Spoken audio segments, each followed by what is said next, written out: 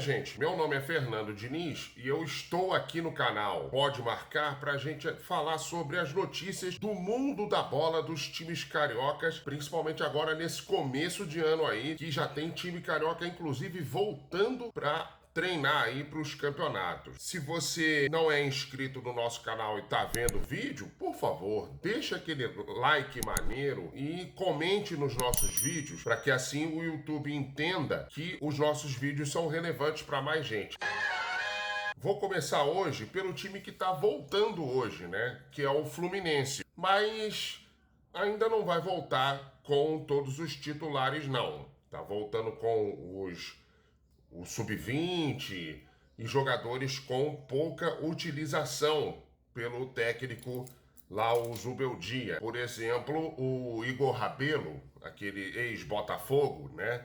Um dos jogadores que vai estar voltando hoje. O Fluminense foi até a semifinal da Copa do Brasil, terminou o ano passado mais à frente do que alguns, né? Principalmente do que o Botafogo, né? Então, ele precisa dar uma preservada nos titulares também. E além de tudo, esse período de comecinho de Carioca é sempre bom para dar uma olhada aí em quem que o Zubeldia pode contar ou não, né?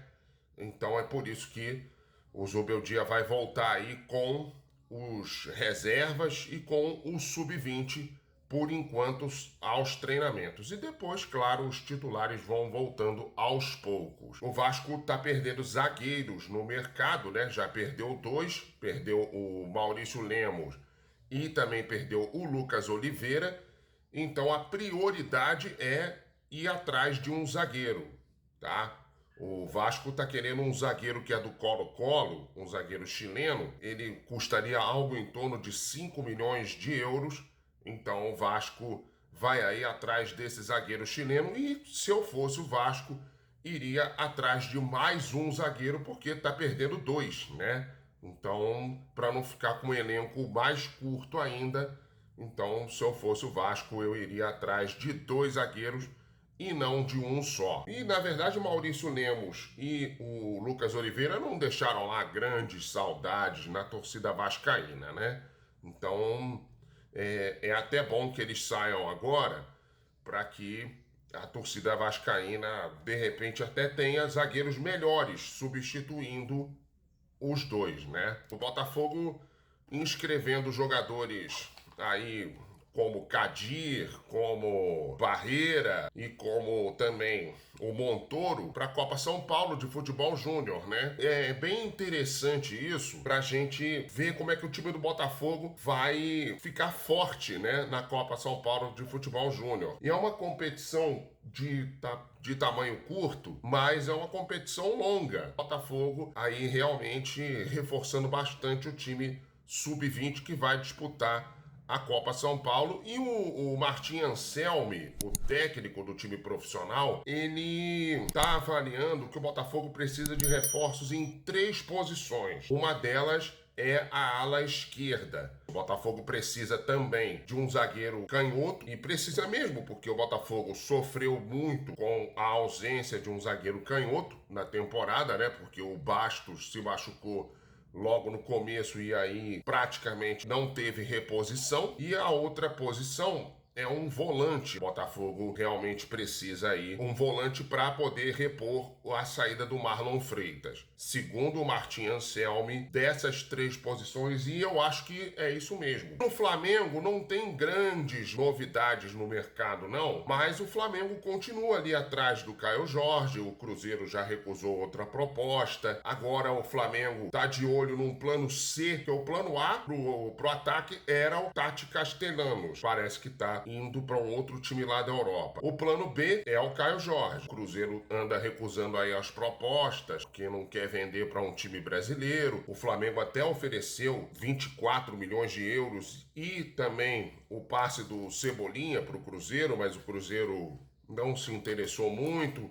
o Cruzeiro falou que quer é o Luiz Araújo. Aí realmente, se eu fosse o Flamengo, eu desistiria desse negócio aí. O Luiz Araújo é um jogador muito valioso para o Flamengo ceder para um rival. Não que o Caio Jorge não vale a pena, ele vale, só que tem que... Não é ao invés de Luiz Araújo.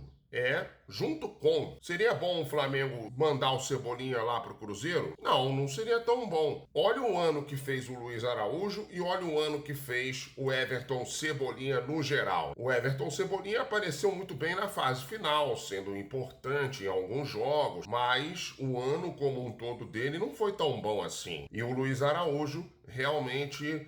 ele fez um ano legal de 2025, então eu desistiria do negócio. E aí o plano C do Flamengo é o Marcos Leonardo do Al Hilal. O Al Hilal disse que por 25 milhões de euros negocia. Se eu fosse o Flamengo, eu partiria para essa do Marcos Leonardo. O Marcos Leonardo foi muito bem no Mundial de Clubes. O Al Hilal foi até as quartas de final. Graças a um jogo espetacular do próprio Marcos Leonardo contra o Manchester City, eu partiria para essa do Marcos Leonardo, porque é um jogador que é muito interessante, sabe fazer muitos gols, entendeu? Então eu olharia com mais atenção o Marcos Leonardo, tá bom? Você que está aqui no canal é inscrito? Não? Por favor, se inscreva no nosso canal. Deixa aquele like maneiro nos nossos vídeos e, por favor, comente nos nossos vídeos, porque assim o YouTube entende que os nossos vídeos são relevantes para mais gente, tá legal? Esse é o nosso primeiro vídeo do ano de 2026. Que vocês tenham um ano de 2026 com muita paz, muita saúde, muita força. Que o ano de 2026 seja maravilhoso para os times cariocas. Que a seleção brasileira vá muito bem na Copa do Mundo. Se puder trazer o Hexa pra gente, melhor, né? Se não puder, pelo menos que chegue longe, que chegue mais longe do que andou chegando aí nas últimas Copas do Mundo. Tá legal, gente? Tchau, tchau.